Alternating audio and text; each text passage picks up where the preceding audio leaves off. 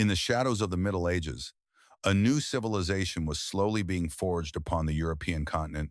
There were kings and nobles, faith and war, culture and learning, trade and invention, all intertwining to lay the foundations of the modern world. This is the story of how Europe was born. In the first centuries of the Common Era, the mighty Roman Empire stretched across the Mediterranean, binding its shores into one realm.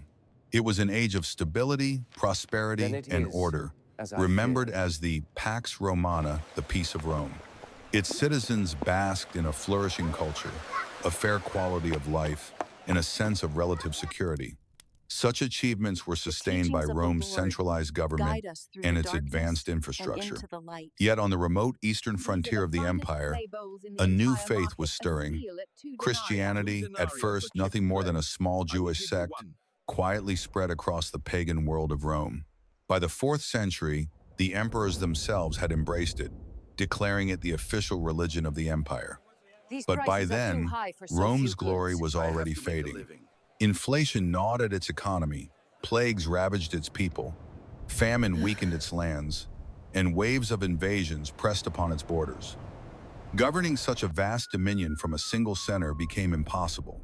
In the year 395, Rome was divided in two: the Western Empire, with Rome as its capital, and the Eastern Empire, ruled from Constantinople, the city posterity would call Byzantium.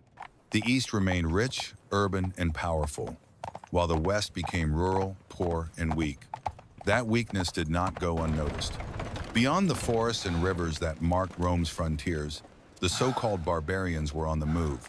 Most were Germanic tribes, loyal to their warlords and bands of hardened warriors. They pushed harder and harder against the Rhine and the Danube, the natural bulwarks of Rome. With little choice, the Western Empire allowed them entry. Soon, the floodgates broke. Migrants and invaders alike poured in, carving up Roman lands for themselves, while the authority of emperors withered away. And then, in the year 476, the barbarian chieftain Odoacer struck the final blow. He deposed the child emperor, Romulus Augustulus, a boy with no true power, and with that act, the Western Roman Empire ceased to exist. The ancient world was gone, and Europe entered its long night, the so-called Dark Ages. The boy emperor had held no true power, yet his fall marked a turning point that echoed through the ages. The Western Roman Empire was gone. With it, the ancient world gave way to a new and uncertain era, the so-called Dark Ages. From the ruins of Rome, three elements would fuse together to shape the destiny of a continent: Romans, Christians, and barbarians. Out of their mingling, medieval Europe was born. By the dawn of the 6th century, the map of Europe was dotted with newly forged kingdoms, ruled by barbarian kings who now laid claim to Roman lands. Their elites, an uneasy blend of Roman tradition and barbarian blood, had slowly bent their knee to Christianity, binding themselves to the faith that Rome had once made its own. Among the most powerful of these realms stood the Ostrogoths in Italy, the Visigoths in Spain, and the Franks in Gaul. Yet these kingdoms were shadows of Rome's greatness. The magnificent cities of antiquity had emptied, their bustling streets now silent, their forums and temples left in ruins. The proud Roman roads crumbled, cutting the veins of communication and trade that had once pulsed across the empire. Coins, once the lifeblood of commerce, disappeared, leaving no system to support professional armies. Literacy collapsed, crippling administration, and with it, the very memory of organized rule. Most of all, the sense of peace and security that Rome had guaranteed was lost. The West, impoverished and rural, grew ever more fragmented, politically splintered, linguistically divided, and increasingly cut off from the wider world. In those early centuries, this fledgling medieval Europe seemed weak and pale beside its stronger neighbors. In the 6th century, the Byzantine Emperor Justinian I sought to reclaim Rome's ancient glory. With armies and ambition, he reconquered Italy from the Romanized Ostrogoths. For a fleeting moment, it seemed as though the Roman Empire might rise again. But the triumph was brief. New invaders, the Lombards, swept into the peninsula, and Justinian's dream of unity was broken. Byzantium was forced to accept what had become undeniable. The rift between East and West was permanent. And soon, another fracture opened, this one dividing north and south. In the 7th century, Arab armies surged forth with breathtaking speed, sweeping across the Middle East and North Africa to forge a vast Islamic caliphate. Where once a single empire had stood, now there were three mighty civilizations, each vying for destiny: the Islamic, the Byzantine, and the medieval West. For a fleeting moment in the 8th century, it seemed that the fragile and fractured West might be swallowed whole by the surging might of the caliphate. Muslim armies swept across Iberia, crushing the Visigothic kingdom of Spain, and pressed forward into the heart of Francia. Yet in the year 732, on the fields near Tours, destiny shifted. There, the Franks under the command of Charles Martel struck a decisive blow. The tide of Islamic expansion in the West was broken, and Charles, hailed as the savior of Christendom, would lend his name to a dynasty destined to reshape the course of European history, the Carolingians. His son, Pepin the Short, seized the Frankish throne in a bold coup. Turning his gaze to Italy, he fought the Lombards and, in triumph, granted the Pope what no Roman emperor had ever dared to offer: his own sovereign territory, a papal state at last free from secular chains. This alliance of throne and altar laid the foundation for centuries of entwined power between crown and church. Then came Pepin's son, a figure whose name would echo through the ages: Charlemagne. Taking the Frankish throne in 768, he launched a lifetime of campaigns, waging war after war, pushing the boundaries of his kingdom ever outward. With relentless determination, he subdued enemies and forged alliances, until most of Western Christendom lay beneath his rule. On Christmas Day in the year 800, in the Great Basilica of Rome, Pope Leo III placed a crown upon his head and proclaimed him Emperor of the Romans. More than 3 centuries after the fall of Rome, the West had an emperor once more. The Carolingian Empire had risen, the first great power of the medieval West, and with it came a legacy that would endure long beyond Charlemagne's reign. Under his patronage, learning and culture were reborn in what came to be called the Carolingian Renaissance, a revival of the wisdom and knowledge of antiquity. Monks copied ancient manuscripts, schools were founded, and the light of scholarship flickered back to life in a world too long dimmed by chaos. The empire's influence rippled outward across the West, carrying with it political structures, noble titles, institutions of governance, and, most importantly, an idea, a dream, of a unified Christian Europe. These ideals, planted in the soil of Charlemagne's reign, became the very bedrock of medieval civilization. Yet even this empire of faith and steel was not built on unshakable ground. The dream of centralized rule faltered against harsh realities. Cities too small, economies too frail, bureaucracy too thin, and communications too poor to bind such a vast dominion together. After Charlemagne's death, the unity he had forged fractured. His 3 grandsons turned on one another, and in 843, the Treaty of Verdun carved his realm into 3 parts. The empire of Charlemagne was no more, but the world he had shaped would continue to guide Europe's destiny. The Middle Kingdom, carved from Charlemagne's empire, soon withered away. What remained were 2 enduring realms: West Francia, the seed that would grow into France, and East Francia, the foundation upon which Germany would one day stand. Yet even these successor states did not enjoy peace or stability. They splintered further, weakened not only by rivalry within, but also by the relentless pressure from enemies without. In the 9th and 10th centuries, a storm of invasions swept across Europe, battering it from every direction. From the north came the Vikings, their dragon-headed ships slicing through the seas and rivers. They raided with fire and steel, sowing terror along the coasts and deep into the heartlands. From the east thundered the Magyars, the horsemen of the steppes, later known as the Hungarians, ruthlessly plundering helpless villages and towns. And from the south, Muslim raiders struck Europe's shores, descending upon its settlements with ruthless speed. The Carolingian world, already fractured, now stood under siege. As wave after wave of attacks battered the West, royal power collapsed. Kings, once the guardians of their people, were reduced to figureheads, while local nobles grew ever stronger. Across the continent, the landscape bristled with wooden castles, fortified residences, where lords ruled by fear and force. From these strongholds, they bound peasants to their will, stripping them of labor and harvest. In this new order, lords held sway not through justice, but through coercion. The peasants, once part of infantry ranks in Rome's armies, now found themselves powerless. Military innovations, such as the stirrup, had shifted the balance of war. Cavalry dominated the battlefield, and only nobles possessed the wealth to maintain the horses and arms required. Thus, the warrior aristocracy emerged, Europe's elites transforming into professional fighters who made war their livelihood. Power itself came to be defined by bonds of loyalty. A lord granted land and protection to another in exchange for sworn fealty in military service. Layer upon layer, these ties of vassalage bound the realm together in webs of obligation and dependence. But it was a fragile structure. Kings often found themselves weaker than their own vassals, overshadowed and outmaneuvered by those who owed them allegiance in name but wielded power in practice.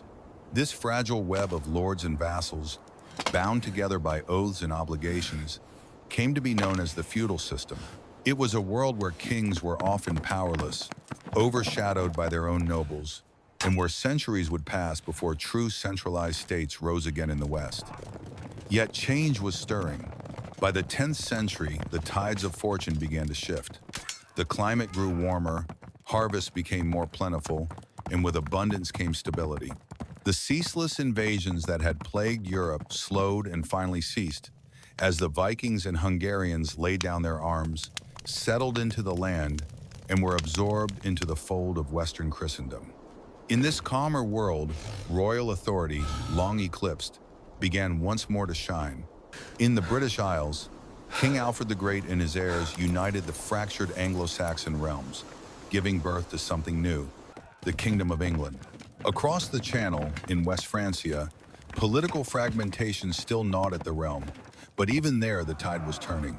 Vikings who had once ravaged its shores were now bound by oath, swearing loyalty to the Frankish king. They accepted baptism, became French Christians, and were known henceforth as the Normans. In their Duchy of Normandy, they built a bulwark against raiders, transforming from destroyers into defenders. Farther east, in the heart of Germania, a powerful king arose. Otto I, hailed as the king of the Germans, crushed the Hungarians at the Battle of Lechfeld in the year 955, ending once and for all the terror that had swept in from the steppes. The Hungarians themselves, settled and subdued, embraced Christianity and forged a kingdom of their own. Otto's victory was more than a triumph of arms, it was the dawn of an empire. In 962, crowned as emperor, Otto the Great revived the mantle of Rome itself. Europe, long fractured and battered, now had an empire again, a German one, known in later centuries as the Holy Roman Empire. After centuries of turmoil, chaos, and fear, the continent was at last finding its footing. By the year 1000, Europe stood at a turning point.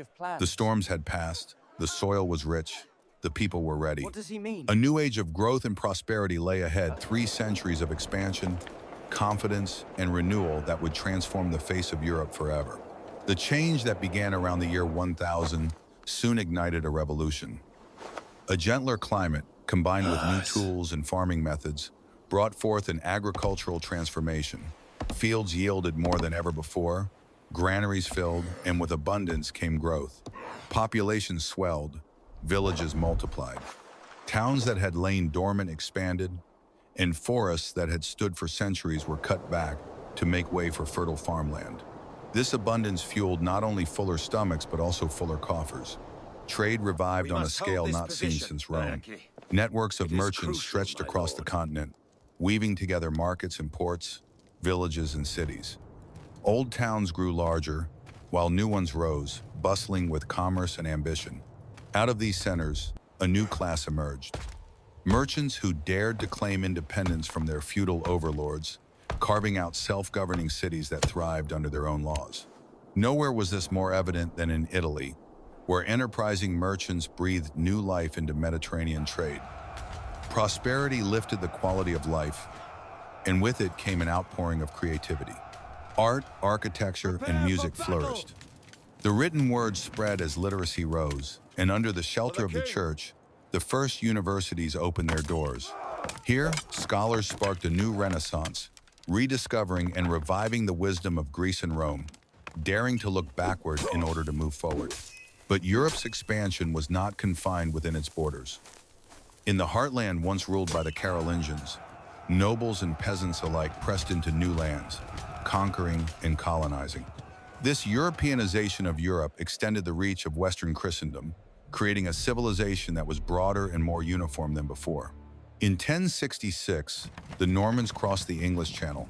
Their duke, William the Conqueror, shattered the Anglo-Saxons at the Battle of Hastings, transforming England into a Norman realm. On the Iberian Peninsula, Christian kingdoms in the north pushed steadily against their Muslim neighbors to the south, waging what they saw as a holy reconquista. In southern Italy and Sicily, Norman adventurers seized lands from Byzantines and Muslims, allying with the Pope to establish yet another Norman kingdom. In the east, German lords and peasants advanced into Slavic lands, pushing Christendom's frontier ever further. And still, Europe's gaze wandered farther. In 1095, Pope Urban II issued a call that resounded through every castle and village to liberate Jerusalem and the Holy Land from Muslim hands. The Crusades were born. Armies bearing the cross surged eastward, carving fragile states along the Mediterranean coast. Though they lasted for only 2 centuries before Muslim forces reclaimed them, these crusader outposts carried a weight far beyond their walls. They proclaimed a truth that could no longer be ignored. The Catholic Church had awakened. Once weak and fragmented, confined to Italy, and beholden to local lords, it now sought to free itself from worldly chains. By the 10th and 11th centuries, reformers thundered their demand to free the church from the world, to tear it from the grip of kings and nobles, and to raise it into a papal monarchy. At the forefront stood Pope Gregory VII, a fierce reformer who clashed with none other than the Holy Roman Emperor, Henry IV, over the right to appoint bishops within the empire. The first clash between Pope and Emperor reached its dramatic peak in the snows of Canossa. There, Henry IV, once the defiant ruler of the Holy Roman Empire, stood humiliated outside the fortress gates, waiting 3 long days in the bitter cold to beg forgiveness from Pope Gregory VII. For a moment, the papacy seemed unassailable, yet the struggle was far from over. In the second round, Henry struck back with iron and fire, invading Rome itself, appointing his own pope, and driving Gregory into exile. On the surface, it looked as if the emperor had prevailed, but history revealed a different victor. By the 12th century, it was clear the papacy and its reformers had triumphed. The church had transformed into a vast and disciplined machine, a centralized, hierarchical power with elaborate laws, administrators, and immense wealth. Its influence stretched unbroken across the whole of Christendom. At the summit sat the Pope, no longer a fragile spiritual leader, but a monarch in his own right, commanding the church as an absolute sovereign. As the papacy grew, kings looked on with envy and resolved to follow the same path. Still, the crowns of Europe were not free to rule unchecked. The power of kings remained shackled by the sword-bearing aristocracy. During the high medieval centuries, this warrior class multiplied, their castles rising everywhere across the land. Wooden fortresses gave way to stone keeps, soaring higher, stronger, and more impregnable than ever before. Alongside these fortresses, the noble way of life evolved. The image of the Christian knight was born a warrior bound by oaths of loyalty, by the sanctity of his faith, and by a new code of conduct called chivalry. And yet, in some regions, the nobility found themselves confronted by something greater, the rise of powerful centralized kingdoms. In England, the Anglo-Norman dynasty forged a compact and unified state, free from the tangled webs of feudal disorder that plagued the continent. In Iberia, the long reconquest of Muslim-held lands swelled the strength of Christian kings, allowing them to consolidate their rule. In France, the Capetian kings steadily expanded their domains, weaving together the fabric of a functioning state. But in the Holy Roman Empire, the opposite unfolded. What had once been the mightiest power in the West crumbled into a patchwork of principalities, each ruled by its own lord. Emperor Frederick Barbarossa sought to restore the old grandeur, but the dream slipped from his grasp. The imperial crown, once a symbol of dominance, became hollow, bestowed not by conquest but by electors, a title stripped of true authority. The High Middle Ages had been an age of revival marked by agricultural plenty, urban growth, stronger kings, stronger popes, and vibrant culture. But as the century of 1300 approached, the winds of fortune turned cold. The climate worsened, harvests failed, and famine stalked the land. Then came a calamity unlike any before. In 1347, death itself arrived in Europe. The Black Death, an unrelenting plague, spread with terrifying speed. Within a few short years, it had cut down nearly one-third of the continent's people. Entire villages vanished, cities were emptied, and the very map of Europe was scarred by absence. This was no passing tragedy, it was the greatest demographic disaster in memory. And though waves of the plague would return again and again in the centuries to follow, Europe would endure. For those who survived, the aftermath was paradoxical. With so many lives lost, the land lay open, waiting for new hands. Labor became precious, its value rising, and peasants and workers discovered a bargaining power they had never known. Some found new freedoms, higher wages, and a chance at lives once unimaginable. Out of devastation, the seeds of transformation were sown. The Black Death had broken Europe, but from its ashes came change. With the labor force decimated, peasants and workers found themselves holding rare leverage. They demanded better conditions, higher wages, and a measure of dignity in their lives. When the elites refused, rebellion flared across the continent. Most uprisings were crushed with merciless force, yet the old order could not hold forever. In the long run, transformation was unstoppable. In the West, peasants gained freedoms undreamed of in earlier centuries, while workers in towns commanded higher pay and greater opportunity. Out of darkness, creativity was reborn. The years following the plague saw a wave of technological innovation. Windmills and water mills turned tirelessly.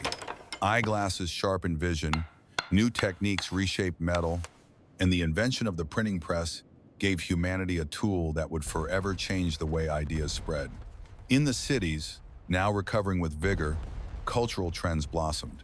And in Italy, a true renaissance took hold, not only to revive but to surpass the glories of Greece and Rome. Scholars of this new age looked at the world and at humanity itself with fresh eyes. They cast the long centuries behind them as the Dark Ages and placed themselves at the threshold of something new, the bridge between the medieval and the modern. Meanwhile, another force was reshaping the battlefield. Gunpowder thundered into Europe, rewriting the rules of war. No knight, however valiant, could stand against the shot of a common foot soldier. No castle, however proud, could withstand the bombardment of cannon fire.